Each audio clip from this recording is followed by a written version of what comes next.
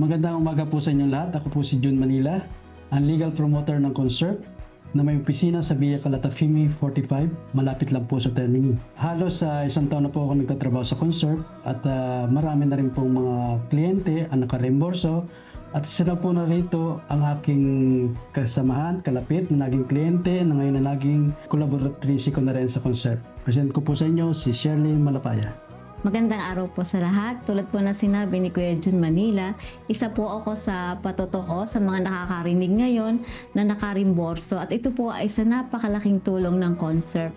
Noong una hindi po ako naniniwala pero nag-apply po ako ng month of August 2023 and imagine, katapusan po ng October, na-receive ko na po yung reimborso. Nakakatuwa po kasi napakalaking blessing at tulong para po sa aming family. Gaya nga po ng sabi ni Shirley, ang ating reimborso ay ang perang hindi natin hinihintay, kaya po inaanyahan po lahat na karapatan po natin na mag-file ng dumanda nitong reimborso. Conserve number 1 sa reimborso.